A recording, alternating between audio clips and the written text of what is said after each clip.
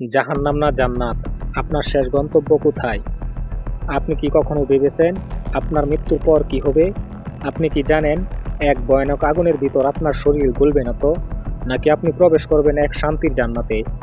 এই ভিডিওটি দেখুন শেষ পর্যন্ত, কারণ এটি আপনার চিরন্তর জীবনের রাস্তাটিকে বদলে দিতে পারে। জাহান্নামের ভয়াবহতা। আল্লাহ বলছেন, তোমরা সেই আগুনকে ভয় করো যার জ্বালানি হবে মানুষ ও পাথর। সূরা বাকারা আয়াত ২৮। জাহান্নামের আগুন পৃথিবীর আগুনের চেয়ে ৭০ গুণ বেশি উত্তপ্ত। সেখানে আগুন শুধু পুড়াবে না, তোমার চামড়া গলে যাবে, আবার নতুন চামড়া সৃষ্টি হবে, যাতে আবার শাস্তি পেতে পারো। সূরা নিসা আয়াত ৫৬। সেখানে খাবার জাক্কুম গাছ, যা পেটের মধ্যে ফুটন্ত তেলের মতো গরম হবে। পানীয়, ফুটন্ত গরম পানি গলা ছিঁড়ে ফেলবে। সেখানে থাকবে আগুনের সাপ, আগুনের বিচ্ছে, আর ফেরেশতা মারবে লোহার হাতুড়ি দিয়ে। ভাই, এই শাস্তি থেকে বাঁচার রাস্তা খুঁজো।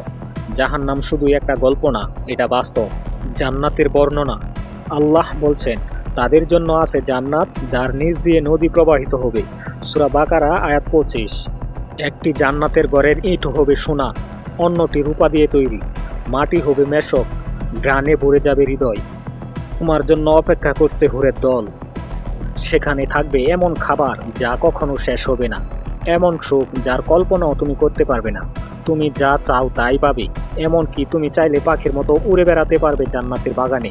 সবচেয়ে বড় পুরস্কার, একদিন তুমি আল্লাহর চেহারা দেখতে পারবে।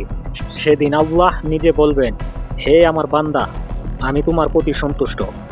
ভাই, চিন্তা করে দেখো, তুমি কোনটা চাও, এই জান্নাত নাকি আগুনের শাস্তি? তুমি কোন পথে আছো? প্রতিদিন তুমি নিজেই তোমার চিরন্তর ঠিকানা তৈরি করছো। তোমার একটা হারাম মুভি তোমাকে জাহান্নামের একদম কাছে নিয়ে যাচ্ছে। তোমার একটা চোখের হারাম তাকানো হয়তো সেই চোখ আগুনে পুরার কারণ হয়ে দাঁড়াবে।